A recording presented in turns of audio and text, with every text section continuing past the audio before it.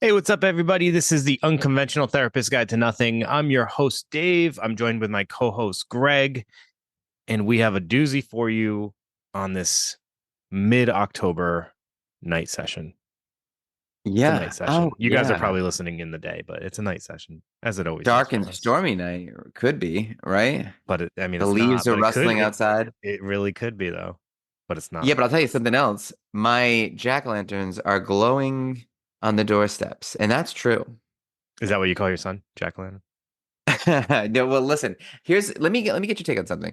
We carved a few jack-o'-lanterns, and one was a dinosaur, and one was like a winking pumpkin, and I chose to go with the standard triangles and jagged mouth. Yes. And I think you light them up, and the one that stands out is the classic, the traditional sort of route. And I think, what's your take on that? Are you into like newfangled sort of modern takes on the jack-o'-lantern? Are you the tried and true Charlie Brown? Let's get this thing going because it's Halloween and we want to keep with traditions. I know how you feel about traditions, Dave. I almost know what your answer to this is. Well, I do like different variations of a classic face. Okay. So I'll make it like, yeah, use the classic shapes, but try to make it look different teeth patterns, different eyes styles, things Yeah. like that. You're right about that. So here's this year's twist. One triangle eye, one square eye. Oh boy.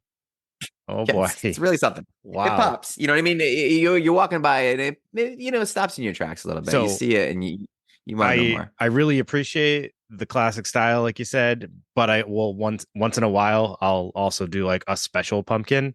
Like Mm. did one where I shaved the top of it, like the lid.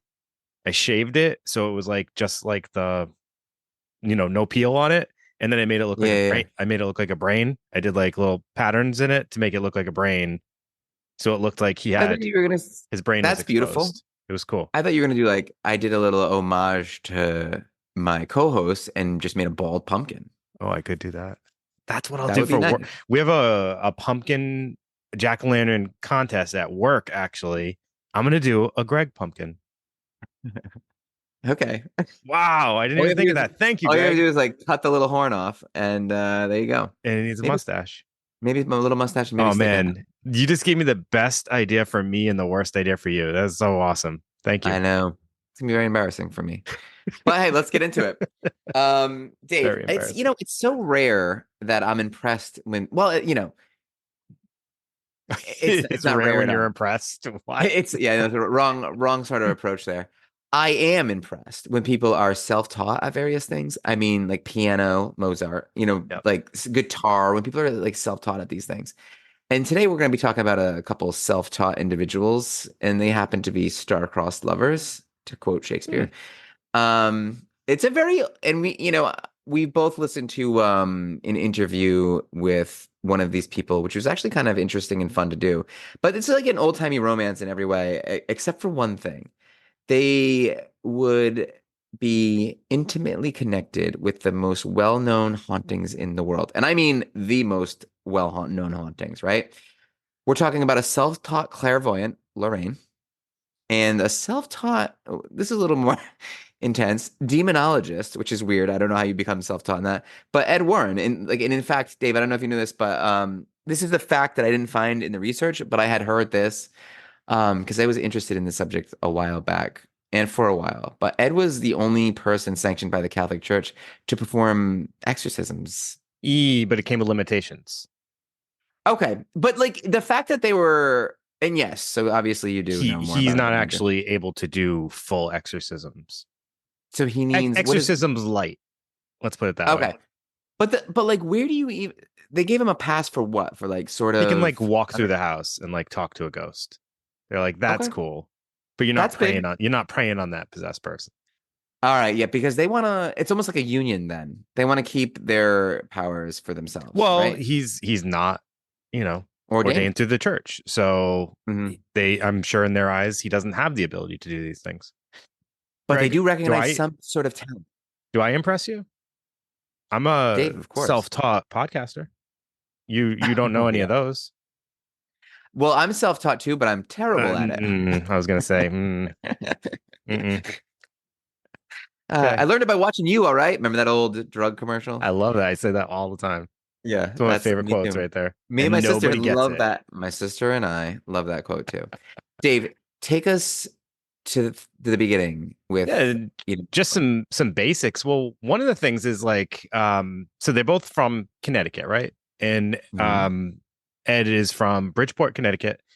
Um Catholic home. His father was a police officer, I believe. One of the things, though, that stands out is that Ed claims that he grew up in a haunted house from the ages of 5 to 12. Um, and his father, being that Catholic police officer figure, would often say, like, things to like, we can make logic out of everything, or, there's an explanation for everything. One of the quotes Ed said is, his father would say to him is, Ed, there's a logical reason for everything that happens in this house, almost like trying to justify the things that were happening Yeah, in the house, while at the same time kind of pointing out there's a lot of stuff going on in the house, right. right? Doesn't Like the that statement chairs are kind of say floating that? around the room, and like Yeah. all like the everything's kind of in disarray, and the lights are on and off, and the walls are banging, and you can picture this police officer saying, "There's a logical explanation for any of this that's Right. happening." Right. Which One of is like, the growing up Catholic, you remember, right? Where it's like there's no ghost because everything, and when you die, you either go, there's two places you go. hmm, yeah. Oh, maybe I don't remember. I three, don't maybe, really remember having those purgatory. conversations as a kid. So, Oh, but I'm sure okay. you did. I'm sure you did. No, Uh, I did, and it was always like very like if someone's not in heaven, they're bad. I think you're in heaven right now because there's like this light coming from the top of your head right now. Do you see that? No, Sorry. there you go. You Yeah. moved. You're not in Yeah. heaven anymore. All right. One of the things though that he reported that happened that kind of stood out to him was he would report that like sometimes his closet door would open and a light would form, and it would form in the spherical shape. And he would see a face on the ball of light. And one of them that stuck out to him, like this, was this older woman that he saw, and she just looked really unpleasant. And this became known as a ghost globule, this ball Mm. of light. And he says the ball would come out into his bedroom, and then he would hear footsteps and heavy breathing, and the room would become icy cold, which they refer to as a psychic cold. So this was like kind of, his first, I guess, I don't know if it's his first, but like a bigger impactful moment, and where he started to like understand that like some of these spirits didn't look like they were having a good time. They weren't there partying. They were there, you know, I'm sure at this time he probably wasn't able to wrap his head around it, but I think what he ended up kind of figuring out down the road is like they're there against their own like will, right? Or they're Yeah. like they're not able to move on. Tormented sort of thing. It does sound like he experienced maybe sleep paralysis in the typical sort of old hag syndrome that Sure. sort of coincides with that. So it seems like maybe from there and we'll talk about how that develops and how, there's that great Maslow's hammer thing that we've talked about before when we were talking about, I think, the Malleus Maleficarum, where it's like if your only tool is a hammer, it's easy to start to see things only as nails. So it's like, okay, now I'm seeing the world. There's definitely this ghost presence, and I'm gonna look and I'm gonna find it. I'm gonna validate this experience for the rest of my life. I Yeah. mean, that could be something that's happening there. And we'll speak a little bit about the rest of the family's experience, like very briefly at towards the end. But later on, it sounds like he claims that he wasn't alone in some of the experiences. And then on the flip side, Lorraine, she also grew up in a very Catholic home, and it sounds like her home was a little bit more like traditionally Catholic, or maybe stricter Catholic. And it was kind of like a don't talk about things vibe as well there. And but her experience was different because she would see people's, I guess now we would call it your aura, right? Or Mhm. like energy. Like she would see light coming from people, and that light would kind of like represent what their energy was like. And the thing with her is because of her experience, of not talking about things, she kind of assumed everybody else saw these too. Yeah, you know And what's interesting? that's weird, right? It's It a weird is thing to think weird. about. It's weird because and you're thinking like in terms of would I believe this, would I not believe this? It's like it's a kind of an interesting thing. If someone was like, "Oh, I see your aura, and it's this color, and it means that strong and loving and all these great things about you, you'd be like, yeah, I think I kind of believe in this aura thing. But if it was something negative about you, you'd be like, ah, whatever, right? Is that the kind of Oh way yeah, you would no, approach it? I had a patient say that he sees auras and he said like, and I see like this white around you, and I'm like, nice. Was white's good, right? And Yeah. he's like, yeah, it's really good. I'm like, oh yeah, definitely. So you totally validate that. You're like, yes, that's the thing, I think. I think that's, I'm If he pretty told sure me he that's, saw like darkness coming from me, yeah. well, maybe I still would have been like, oh, cool. But yeah, I don't know. It's some people wouldn't though, right? Like if it feels good, you're gonna go along with it. And maybe she learns that early on to where like you can kind of find a way to make people believe what you're saying if it sort of validates their own experience. So they're Yeah, and like, good or as we're bad. going through this, Good good or or bad. bad. If she Yeah. goes into an experience and she tells people that like, oh yeah, there's definitely a negative presence there, and that's what they want to hear Mhm. because that's what they're curious about, then yeah, they're gonna be like, see, she's right. Well, it's that, and if you're one of these families going through a horrific, quote unquote haunting, what she's going to be providing her and Ed is an answer. And when you have an answer, then you can start solving the problem, and that's what we want to do. We want to solve problems as human beings. That's what we're always looking for Yeah, problems to solve. of And you're course. like, hey, I got this problem in my house. These things are going on. Like my family's acting weird. My kids are, behaving a certain way. Shit's flying off the walls. Like we need an answer. Yeah. And they're like, I'm we can always saying provide that that. to you, Greg. I'm like, dude, stop trying to solve all my problems. Just listen to me for once, please. And I'm like, I have an Couple answer. I need to give an answer. That's what podcast we and do. couples therapy we need. But yeah, we might need that at some point, but not yet. I think we're stronger than ever, to be honest. So, Dave, I listened to that podcast that was essentially like, so I guess you were calling it a podcast, but what it is, it's like a taped interview with Lorraine Warren while she was alive, which is kind of cool. And, she talks about this nice little love story. But when I was thinking, like she created this love story, and we got to take that with a grain of salt, right? Because we'll find out things down the road that this is someone who's in the business of creating a narrative to manipulate people's behavior and kind of see her a certain way. It's almost like she is the original CBT practitioner, right? She sort of like creates these stories to change the way people feel about certain things, and I think that's kind Sure. of interesting. Well, I mean, doesn't don't we all? Yes, Dave, actually, Especially yes, I believe that we do. if you're so one thing we have to keep in mind, and like I am so sorry to people who are like Ed and Lorraine Warren like enthusiasts and Mm, believe everything, because you have to remember, aside from being a beautiful story, being like very fantastical and like all the things that make us like want to be have like interest, we also have to remember they're also a business. there are a business. They are a business. They're a brand, right? So they have to have a storyline that makes people care about them, believe them, trust them. And some of the things that we've found out later in life don't really fall in line with those things, right? Absolutely. And that's kind of exactly what I was trying to say, but you just kind of articulated that a little bit better than me. And I won't say as usual. But anyways, so the thing like to go on with that story is she never dated anyone else, maybe. But again, part of the Maybe. story. And Why did she you hear I contradictory heard things. I heard really? things. Oh, No, I didn't. So yeah. because they were so young, so she knew the second she saw Ed, she said that with Yeah. her clairvoyance, she Yep. saw him as the man he would become almost on his deathbed, right? Yeah, she saw him. So at the time of this taped interview that we both listened to, they were both still alive, but Ed was not doing well.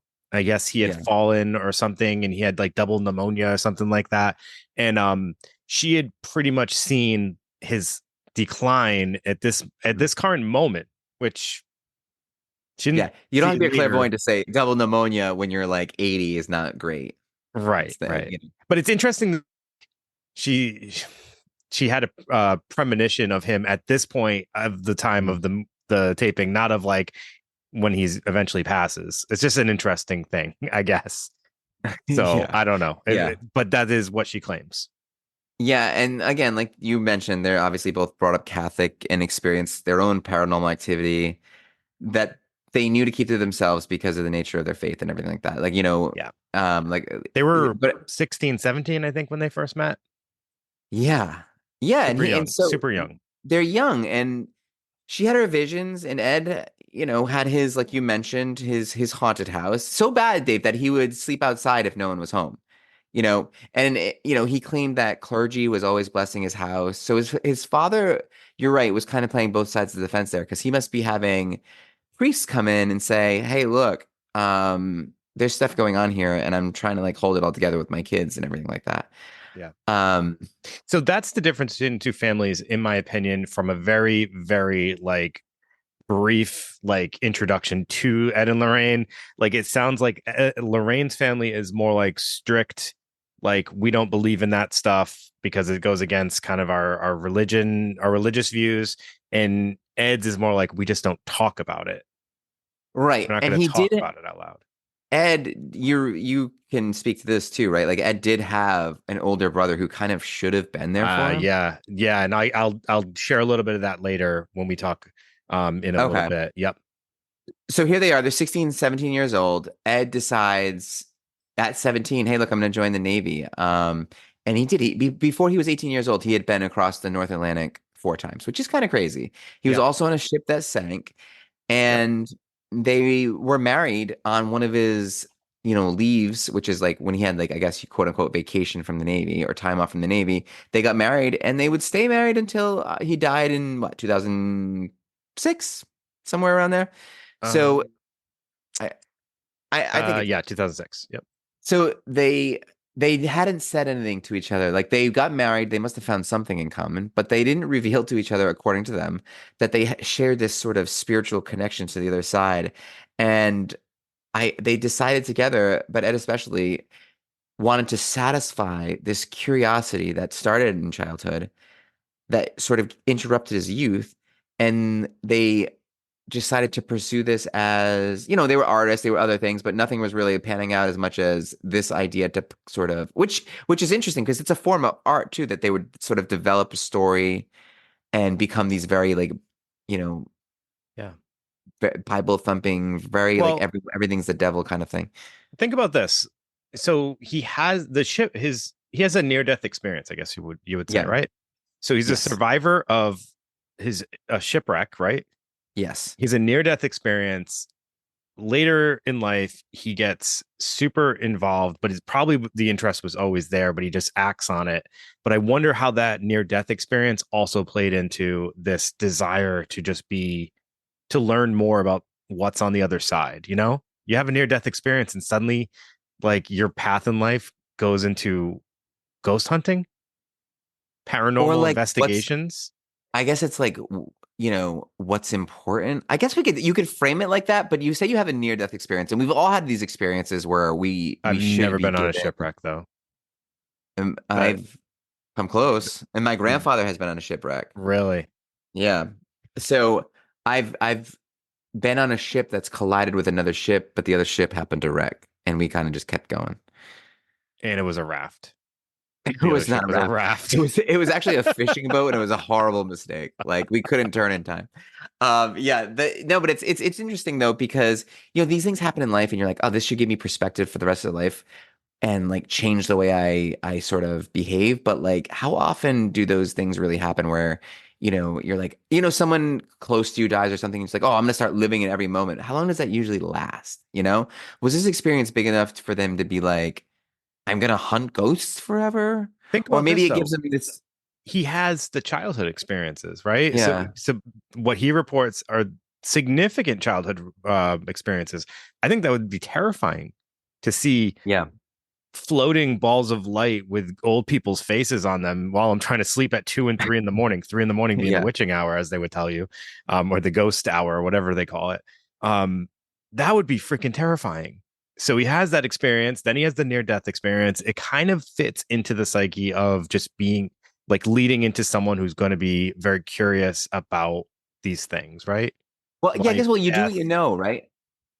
And Dave, in the same way that, you and I have experienced, anxiety and depression, and you feel that, and then you feel compelled to help other people that feel it because it gives you this sort of empathy. Yeah. Maybe, if I'm being generous here, maybe it's the same sort of thing where Ed experienced this terror in youth, and he's like, this is a thing, this is out there. And I'm going to do what I can to sort of alleviate the suffering in others. If I can do something to kind of, help people through this, great. And if I make a couple bucks along the way, even better. Well, that's kind of what I wanted to share from my understanding. And, people can definitely correct me if I'm wrong. Especially in the beginning, I don't know about later investigations. They weren't charging people for investigations. So he was doing it merely just for the sake of being able to do it. As far as I'm aware, maybe there was some money at some point, but I do believe that when he first started, they were free. It was more about just feeding into his curiosity and um trying to help people, but also more of his genuine inquisitiveness about this.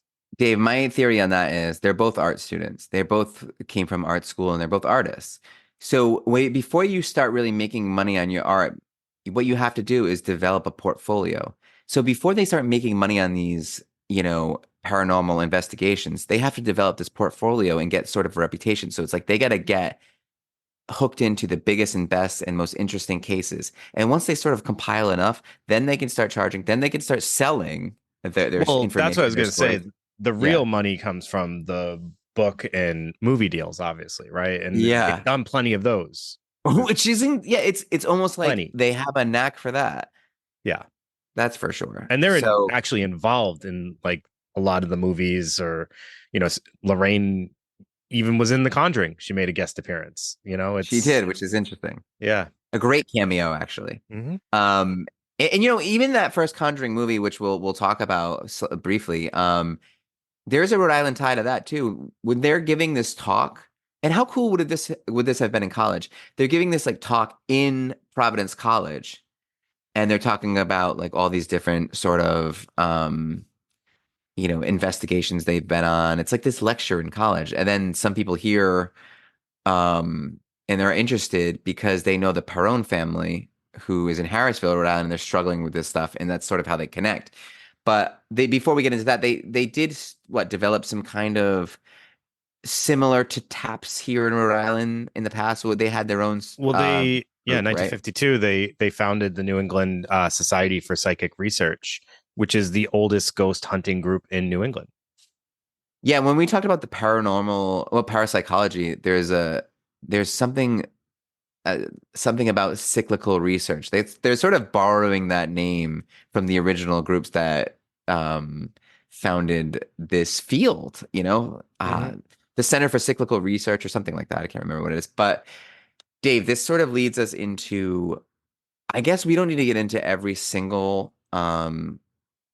investigation, but I think we should touch on a little bit on all the big ones, and not even one of the ones that Lorraine claims to be involved in, and I know you listened to that interview, it's like the original Exorcist story, she was involved Yeah, in that. So it's like they want to like insert themselves. They're like this a paranormal Forrest Gump where they insert themselves in every little piece of, spiritual ghostly history. It's interesting right. how they manage to shoehorn themselves in all these different things. And I say shoehorn specifically, and we'll talk about um one of these the Enfield poltergeist where they really do kind of force themselves in. But let's talk about the big ones. Maybe we'll go back and forth. So maybe you can start with like what do we got here? The ones that people will know about.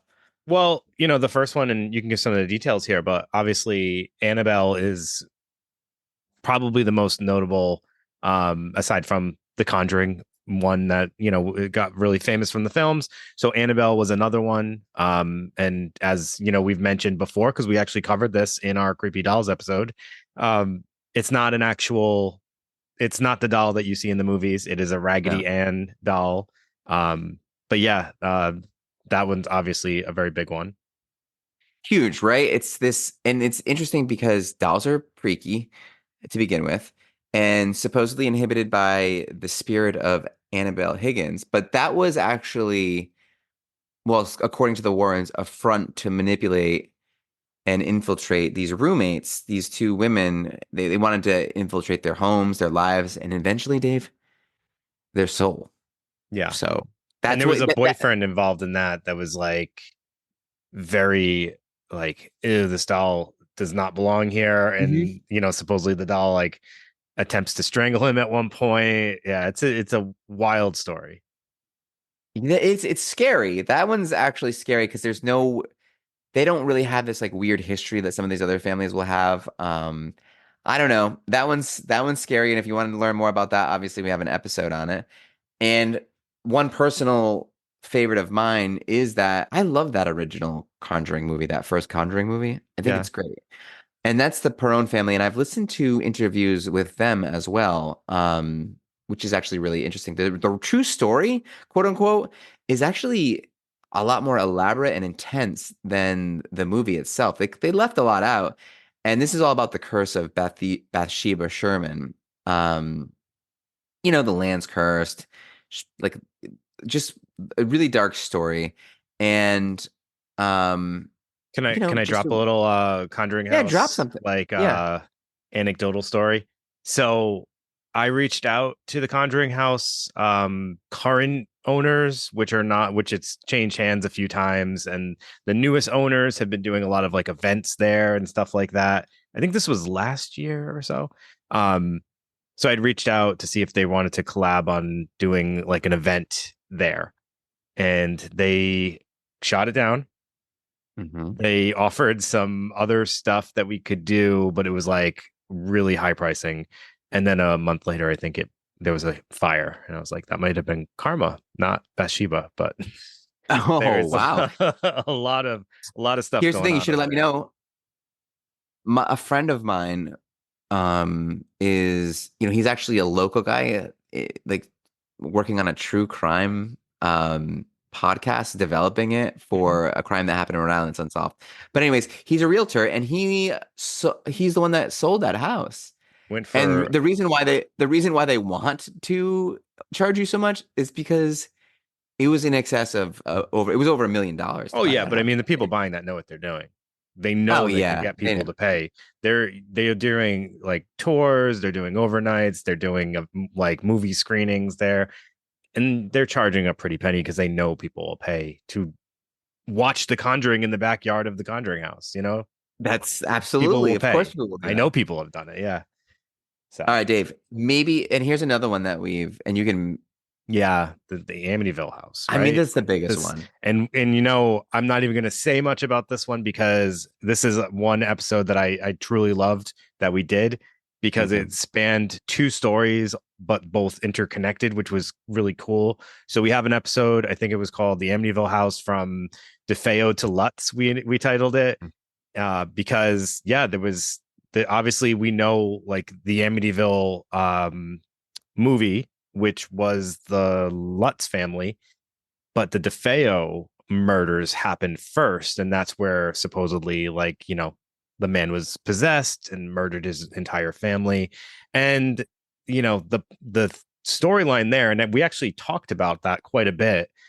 There was a lot of controversy about whether some conversations happened in between after that murder before the next family moved in about, hey, can we build a scheme here to kind of Hmm. cash in on the fact that like maybe there was something that possessed this man to kill his family, and some It's almost like, conversations yeah, were overheard. they're like ghost.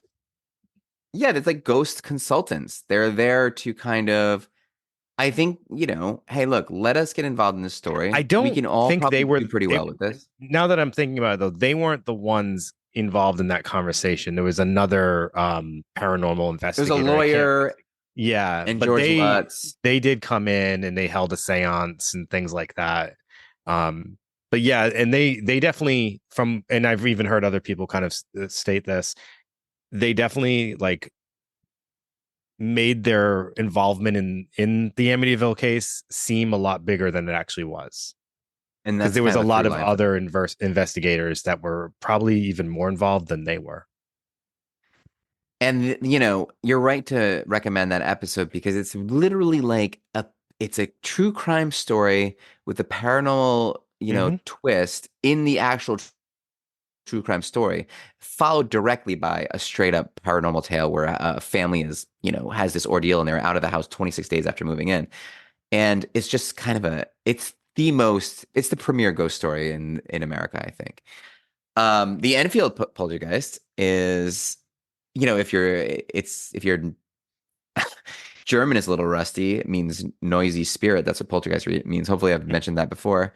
This was another possession case. They're going to start to get into those quite a bit, but most of it was thought to be a hoax. The children were just starved for attention. They were kind of like looking to do things to get their parents around more, their mother around more. And there was just a ton of controversy around this one, especially with the Warrens, because they weren't invited at all. They had just heard about it and they showed up and they played no significant role. They weren't helpful, but they wanted to add this interesting tale to their lore, to their portfolio. They wanted this to be a part of their, they could, this is part of their mythology, right? Yeah. Another horrific tale, So that one was turned into a film as well, which I believe is of A course. Haunting in Connecticut, right? No, that one's actually it's just Conjuring 2. I can't remember the Oh, Electric Boogaloo. this is the one that's It's a Conjuring overseas. series, yeah. It's Yes. overseas. So this one's overseas. This one's in England. Okay.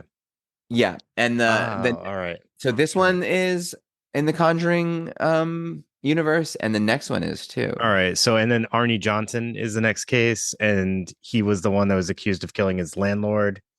And then Yes. they would get a hold of this story because there was a family connection. Um, Yep.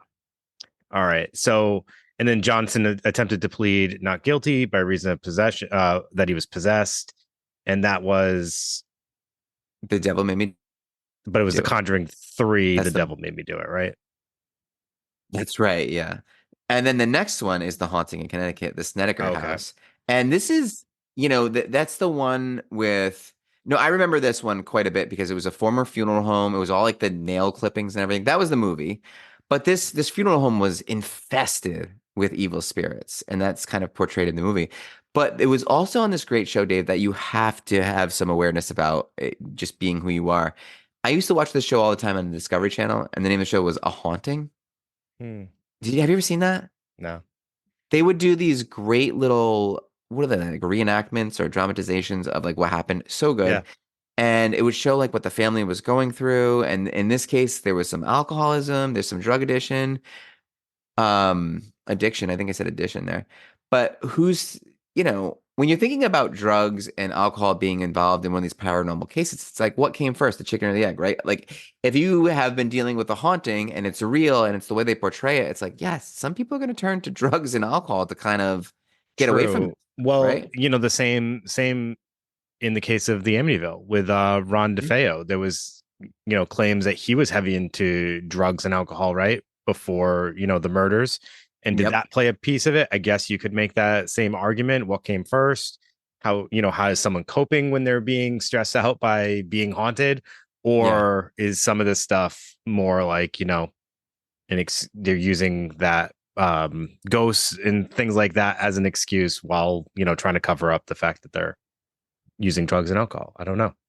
But something going on with this one is like, so the author, this guy, Ray Garton, he's writing an account of this, you know, he's trying to figure out how to like put this into a book, which he would. He gets this quote from a paranormal investigator named Benjamin Radford. And this is what he says of Lorraine. He says, if she told me the sun would come up tomorrow, I would get a second opinion. Yeah. So that's one person's take on Lorraine, and I don't really know how many people feel that way, but there is certainly starting to be this thing where it's like they like to come in and they like to grab a hold of the narrative and spin it the way they want it to be spun. If there's a chance to get the family thinking, "Hey, look, you're haunted and you need help here," then they're going to do that. Because like you said early on, this is a business. The part that like starts to come out when you look at all these stories and you kind of you're thinking about like their involvement or what they're doing with these families. There is like this little tinge of like, this is like it kind of starts to feel gross. Like Yeah. if somebody's abusing drugs and alcohol and then you're going in there telling them that there's paranormal stuff going on in their house, and if it's not, like let's say they are not being honest or they're kind of trying to spin a story, that's not great. That's got And a no. really gross tinge to it. It's Well, here's the manipulation. thing. When someone says, you know how there's like when we're growing up Catholic, there's this big emphasis on don't don't use God's name in vain, right? And it's like you, as a kid, you think it's only this, you saying a swear with God's name attached to it. You think that's using God's name in vain. But I think what really is happening when you're using God's name in vain is like you're taking the Warrens, if they're, we're just saying, say they're, embellishing a lot of this, then they're using spirituality and they're using God's name. Hey, we're going to come help you. We're very religious. The Catholic Church is into us. We're you going to use God's name to help your family. And really all they're trying to do is make some money. So you're right, it's gross. And they are using God's name to kind of get something sort of Yeah. deceitful, which is dark.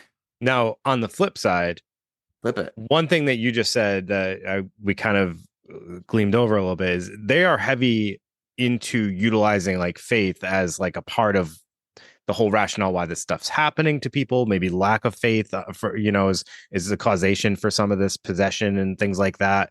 But also just kind of working with the church and kind of utilizing like the religious plot themes in the way that they're conceptualizing things. There's a lot of that. Yeah. It's heavy into it.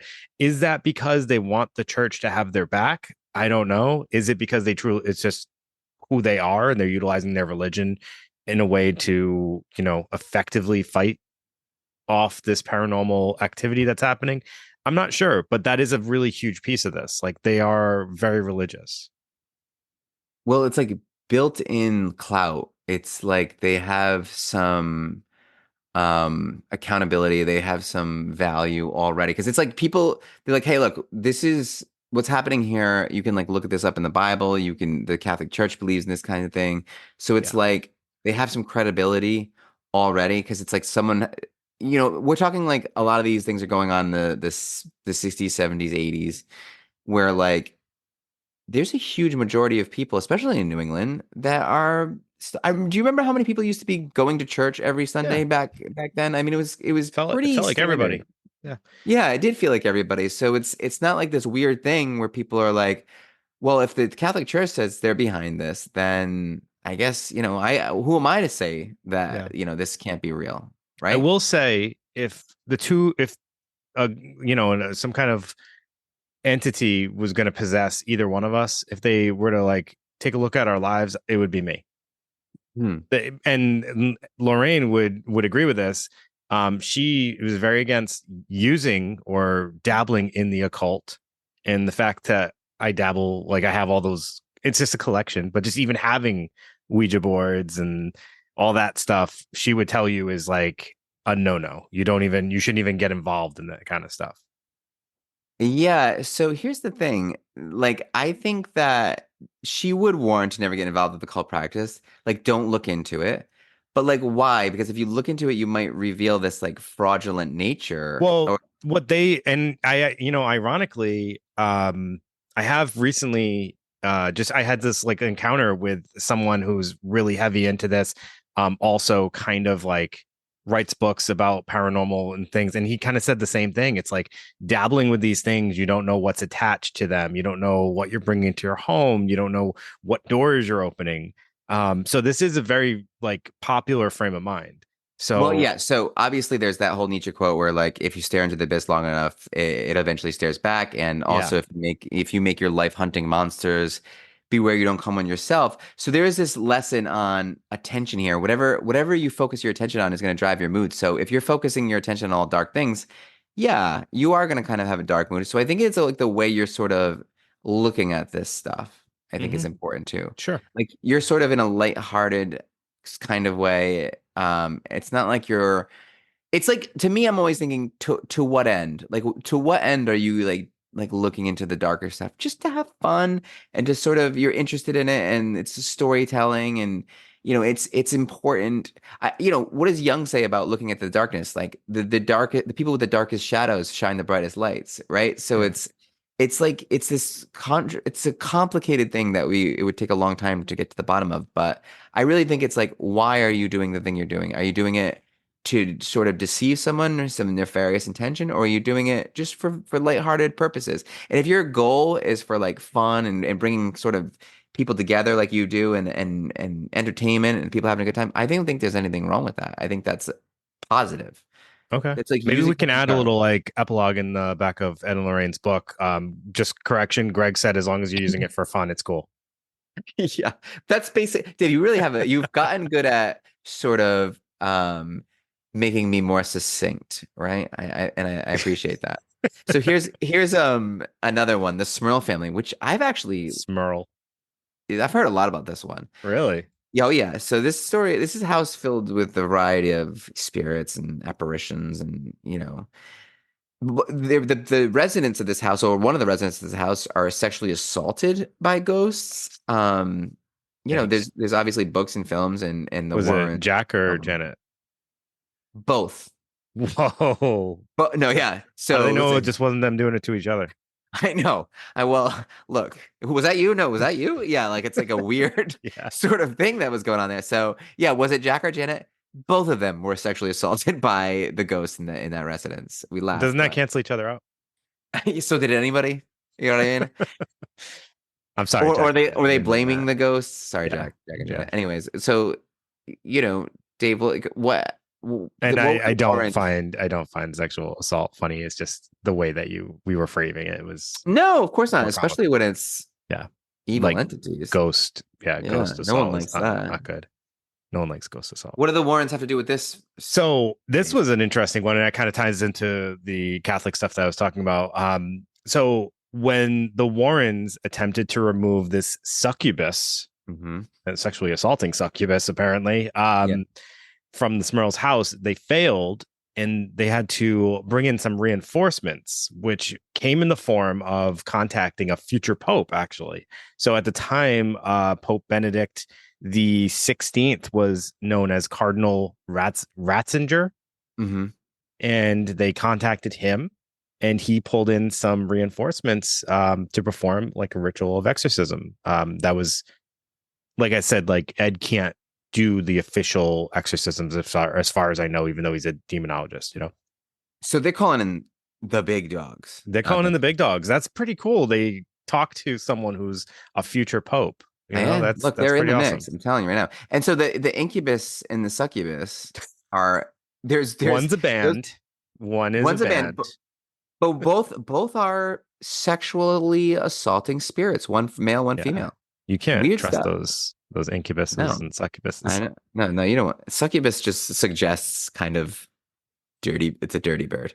Yeah, So the other one is kind of quick. It's the Union Cemetery, and but what's interesting about it is you hear about it's a white lady ghost, and this is a trope throughout paranormal circles all over the country, all over the world, really. And it's usually associated with local legends, like the woman's never got picked up for, or her husband died on the way to their wedding day, so she's still waiting out there in the white dress. Unrequited love, he cheated on her with another girl, and he never made it to the prom or whatever, right? Death, yeah, suicide. There's a great episode of Are You Afraid of the Dark? And this girl like died on the way to the prom, and then like this kid sort of picks up this beautiful shining white lady and takes her to the prom and finds out that she died 30 years ago, whatever. She was yeah. I love that sort of there's a white lady in Chicago I know of. When I was in Chicago, I kind of heard that story. I've met a ton of white ladies in my life. It's crazy. Yeah, dude, I bet. Yeah. They're That's everywhere, like the most really. unoriginal name of a ghost ever. Like Yeah. someone was like, I just saw a ghost, and they're like, "What you look like?" I don't know. You're the white lady, and then they're like, "White lady ghost." Yes, And you're like, they yeah, stuck forever. yeah. She's like, "There's a lot more to me than just that." So, She's Dave, that. unfortunately, we do have to get into sort of, I mean, this is all fun and games, but we've been kind of hinting at this the whole time. But I think the, the whole episode has yeah, been I getting at some of the there criticism. is some Yeah. criticism about and I Lorraine know it's Warren. hard to fathom And how anyone could look at this with a critical eye. a lot of people do have a lot of good reasons to think they're fraudulent and that they're in the business of deceit, which is, that's more of the devil's work than God's work, Oh, you know? oh. Yeah. So, what are some of the things here that we're talking about as far as I like can't think of anything. critique? It I, seems real, oh, you of all people. everything about this seems real. So, it's so real that Lorraine went as far as to actually go under scientific study by Mhm. parapsychologists at UCLA, which we talked Yeah. about. It was in UCLA, like the college that kind of like developed the first parapsychology program. Yale had something to do with it too. Was it Yale? I thought it was UCLA. I'm wrong, probably. I think Um, UCLA is the only one that's still got oh, a it's little something going. today. Yeah. Yeah. That's exactly what it is. So a team of scientists studied Lorraine, and that was after extensive studies, they determined she was a light trance medium. I said trance. Just want to make that clear. A light Yeah. trance medium.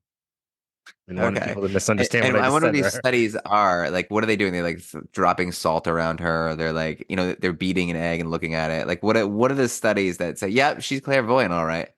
Like, I don't Yeah, I understand. I don't know. I don't know what those studies look like, but Yeah. it's just interesting. I don't know. I guess just even the fact that I was kind of like being a little sarcastic because it's a parapsychologist Hmm. program at UCLA, but I guess actually who else would do it? Because if obviously parapsychologists, like that's up their alley, they're going to look into this stuff to try to debunk it. But Yeah. are they Well, already kind of believing it's true? I don't know. They're yeah. Well, supposed because to have a skeptical eye, right? the parapsychologists have to sort of validate them to validate themselves. So they Well, we put them in talked really about weird that. We're like, positions. if Yeah. as soon as you say you debunk it or you say it's not true, then you are losing an element of parapsychology that is no longer be able to be studied, right? So the genius of this whole marketing campaign is essentially what this is there's no proof for this, of course, but the problem is there's no proof against it, right? You're relying on sort of people's Yes. reports. Yes, exactly. Right. You're relying on people's reports. And two things. At first, Ed had a great rebuttal to this, though. He did. And I actually appreciated his rebuttal. Here's a little quote from him. He said, "We proved in a court of law in 1989 that a woman and a young child were driven out of their house by ghosts. She lived in Hebron, Connecticut. We went into Rockville court and we won that case. The realtor that leased her the house was suing her for $2,000. She begged us to go into the house and to get some evidence that would prove that there were really ghosts." He goes, "Now you don't just walk into a court of law and say, 'Well, judge, there was ghosts there.' You have to have evidence." So he goes on to just kind of say that basically the evidence that they were able to provide won that case. Hmm. So whether he was able to prove, like, show physical evidence of ghosts, he wasn't, but he was actually able to provide some sort of evidence that won him the case. And he says scientists will say you didn't prove a thing because you didn't take that ghost and put him in a bottle. He's obviously referring to Ghostbusters. So and he said that's stupid. They're saying that scientifically you have to prove that God exists, that ghosts exist, and that there's no such thing, that you can't get scientific in a supernatural world. So he said if you can prove in a court of law that ghosts exist and haunted houses exist, I think that's good enough for anyone. Well, Essentially, I think that's a little bit of like a smart move for him to throw in that part about God, absolutely. I was gonna say because as that. soon as you say that, who's going to argue with you, right? That's Yeah. if they're of people of faith, right? Is God not a spirit? Are you Yeah, saying spirits cannot be real?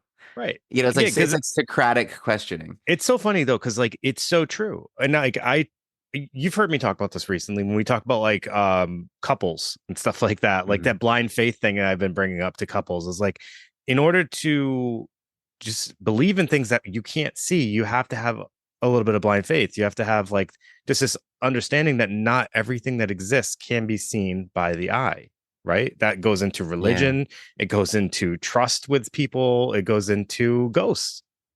This And blind faith thing, like you're putting yourself into other people's hands, and religious people are all saying that what do they say? Like that's that saying that like one of the Jersey Shore people have tattooed on them, like let go and let God. Like you're just putting yourself into God's hands. Like that's sort of what, that's oh, like I one of thought it the was tenets. GTL, Jim like Tan Jim Laundry. Tan Yeah, yeah, Laundry. yeah. It's that too. I mean, both are profound, Yes, really. I just wanted to share a little quick thing. So I was able, like, years and years ago, I was able to like accompany a group on a paranormal investigation, and I that was the one and only time I've done it, like in a group with people who are like I can't remember the name of the group. I think it was like Rhode Island Paranormal Investigators or something like that. I witnessed something that I was like, I just can't get behind this. Like this isn't me. Someone was claiming to see some spirits and did like this thing to help them move on. And Wow. we're all standing around them while they're doing it. And I'm like, I can't see it. And like I struggled with this. Like Ed would probably get mad at me because I was like, I I don't know that what they're doing right now. I don't know why they're doing this. I don't think anything's right there. I don't see anything. I don't feel anything. They're telling me something's there, and I just have to sit here and believe it. That was a Yeah, tough you must have been experience. really good at pretend when you were kids. I like it, I have a when you're great playing. imagination. No, I have a good imagination. I just, Okay, good. as an adult, it's hard for me to just sit here and watch something that like there's nothing telling me that this is actually real. It didn't feel authentic, right? It And you're like, didn't feel, there was no energy for me there. There was nothing. It yeah. was just watching someone moving a spirit along. Well, What would you have another done? thing. What would you have done? Oh, What would you have look, thought? I don't know. I'd have to be put in that situation, but I do understand what you're saying when, Like I can anybody could have imagine done being that. in that Anyone could situation. have said Yeah, that, you know? right. What's funny is like something that is great about these movies and all these books and everything is like they all kind of come with this disclaimer based on true events, which I love. And this is genius too. Like this is a critique too, because, you know, even if like say you have the Amityville story or the Conjuring story, like even if the paranormal parts of the tale aren't true, all the provable events are intact. So it's like that's the loophole you get to use. It's like, oh, this is based on true events. Like I just, talked to quite a bit about the Fire in the Sky story, which is great.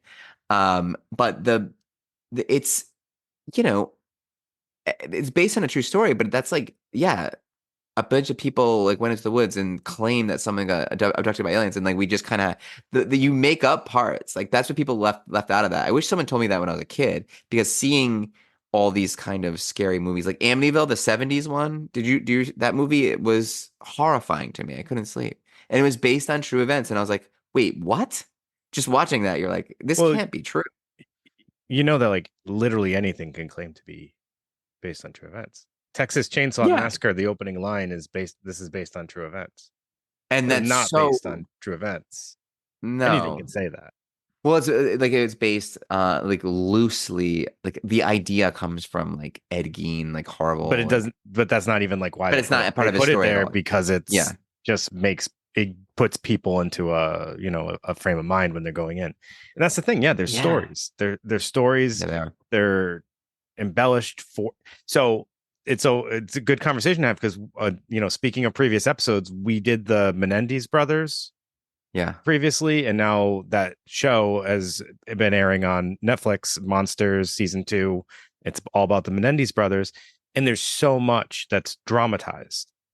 So it's even though it's based on a true story, there's so many elements and like big yeah, things that are like not actually things that happened the way that like we know it to have existed. They say it existed, or people were present and know that it existed.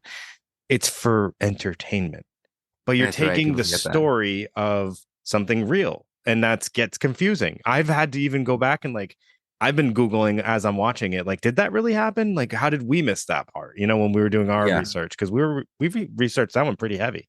that um was a heavy one. Yeah, so we just people have to keep that in mind. These are fabrications. They're meant for you to enjoy. You can't take it for everything is fact and everything is like exactly how it played out. yeah. No, I mean they have to sell books, they have to make movies, they have to make money, they have to make a living. There's also a sex scandal involved in this thing, which is kind of Mm, sad, right? yeah. And I didn't hear any real mention of that in the interview, but Judith Penny um, claimed she had a 40-year sexual relationship with Ed. Yeah. And if you went for 40 years back, upon when they met, she would be only 15 years old. So that's not cool. And also, what I'd like to ask you, Dave, is how did Lorraine not see that one coming? According to what I read, she did know, and Oh, she was really? she was fully aware and accepting of it. And that, Oh, oh, okay. they moved Judith into the house, according to Judith. She lived with them. Oh my Sometimes, goodness. according to her, sometimes Ed would sleep downstairs, sometimes he would sleep upstairs. Well, Ed must have had a special way about him. And So there's some sides of Ed, and like I don't think either of us have had enough time to do enough research yeah, where we no, could that's really know of the course. full story on this. And this is claimed, so I don't know exactly how far we've gotten with some of these. But I had a thought, Greg. If Yeah, if Lorraine was aware, right? yeah, And let's say this premonition she had when she first met Ed and she saw this vision of him as an older man and he's falling and now he's sick and she's by his side. She has this vision when she's younger, right? When they first meet. And she says that was the part we missed actually. She said when she saw that, she wrote in her diary, "This is the man I'm going to be with for the rest of my life." Right? Did we say? I yeah. forget if we mentioned that earlier. She said No, she but actually says this, right? Does that cause a sense of feeling like she needs to follow through with the relationship because of this premonition that she had? Like, I wonder if there's a sense of like false pressure that she gets. Like, I can't leave him. I haven't gotten to this event that I know is going to happen and I'm supposed to be there for him. And, I'm supposed to be with him for the rest of my life. Like, does she almost, by having that premonition and knowing the future, does it almost like lock you into something and make you feel like your choices are limited? Like, I wonder if she felt like she could leave. Is that even an option for me? I know I'm supposed to be with him when he's old. yeah, You like know how what they happens if I change the way future is supposed to be? and that's like a theme that you hear sometimes. Like maybe you shouldn't know Butterfly the effect. future because Yeah. you can make changes that and maybe that's something that impacted her. Like, what happens if I change the future now? What if I leave? And also, Or maybe that story that Lorraine told about her husband was just part of the narrative, and maybe she has to kind of keep this, Ed satiated with this, and they have to keep this story kind of just to keep a handle on this thing because if it comes out, then everything gets blown up, and they're not this perfect sure. Catholic relationship. I And I Penny think goes further to say that, this relationship produces a child, and Lorraine persuades Penny to have an abortion. And wow. again, this is Penny's claim. I mean, is it true? I mean, who knows? But this is Penny's claim, so we will say that This that's this is dark. the first time we're doing like a paranormal involved episode, and I feel like I'm less of a critic than you are. I'm a critic. You're a I'm a big time critic. critic of them. I'm Yeah. actually surprised because you are usually the one that's like really less swayed by the Well, criticism. I'm because I'm not saying that I don't believe that these people are experiencing anything, but I do believe that Ed and Lorraine exploited these people. So that's what I think. All right. Um, You are entitled to your opinion, Greg. thank you, sir. It's me um, and Penny. yeah, We're in this together. I see what's happening here. All right. All right. So Ed dies on August 23rd of 2006, and Lorraine dies on April 18th of 2019, and they are both buried in Monroe, Connecticut, if you want to visit their grave. Dave, 13 years later. I don't want to say anything about, Ooh. yeah. Not So, quite. It was actually 12 because she didn't make it to August, but well, okay then.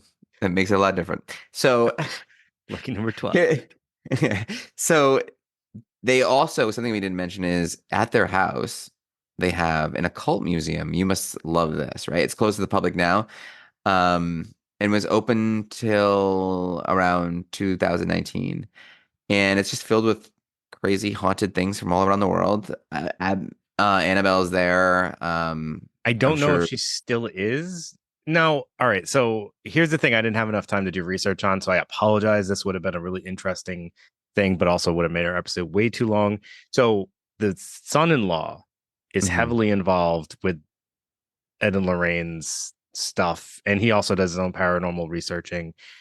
Is And it I think Taffer or something like that? it's John Taffer? no, it's not John Taffer. That's from Bar Rescue. Shut it Oh, down. oh yeah, that's right. Oh man, I Yeah, if you can get, blanking oh on man, the if you get name. that I name. had it. I had the name and I lost it now. But anyways, he might have a feud with Zach Baggins, I believe. Ah, Zach. Oh, Tony I Sparrow. do. Tony Sparrow is the son. Okay. That's So, uh, and I thought that Zach had bought stuff for his museum, which is in like, what is that, in Vegas? He has like that occult museum there. I thought he had Annabelle, but maybe I'm wrong. Because I do think Tony Sparrow also does like tours and like speakings and things like that. And I think he's involved in the actually Conjuring it is House. ringing a bell that like it is ringing a bell that that Baggins did kind of get his hands on Annabelle for I like remember right. hearing that, but then I was reading that there might be some like bad blood between the two of them. I don't know enough about it, but like it might be an interesting thing if people are interested in hearing more about like kind of the aftermath since the death. Maybe you can Google that. Um, Yeah, what do you think's in there, huh? I mean, that's got to be a wild place. Didn't they have a daughter? yeah, that's Tony's Judy, Tony's wife. Tony's Imagine the growing up in son-in-law. that house. I mean, just That's there's that's the how you get a son-in-law, right? Well, I mean, I guess it could be you could also have a son to have a son-in-law, but it could yeah. So I mean, growing up in a house filled with haunted well, materials. that is the whole plot line of the Conjure. No, Annabelle 2. Oh, She's is it? she's home alone. The daughter is home alone, and she has her friends No over, and way. they're trapped in the room with all the museum stuff. Yeah, Wow, that's because actually pretty cool. yeah, they have like, and they did a lot of traveling, and they got like artifacts from other cultures. Hmm. Um, so there's a ton of things from around the world. And they kind of like, Lorraine kind of explained that like in other countries, they're dealing with the same things that they were seeing here in just their own ways, or they're understanding it differently, or, whatever, but it's all the same. Like they're experiencing similar things. Creepy, creepy. Yeah. Yeah. So I mean, well, look. So the jury's still out on Ed and Lorraine Warren, but all things considered, they're legends in the field. They kind of made this, 100%. Yep. you know what I mean? They are legends. Absolutely. So, you know, They, they are, they've influenced a ton. They've created so much art and, movies and books and shows and storylines. Yeah, I mean their influence in the creepy, spooky, paranormal horror world is undeniable, no they're like matter the what. original investigators. Yes, you can't take that away from them. You can pass judgment on them for Yeah. maybe their involvement with families or how they've kind of like played things, but what if it's all true? What if it's all true? What if it's all true? So yeah, yeah, Well, Dave, I think that's all I got on this one. okay. But this was a good My only regret is that I didn't get to the museum before she passed, because she used to do visits and she would do talks there at her house and everything like that.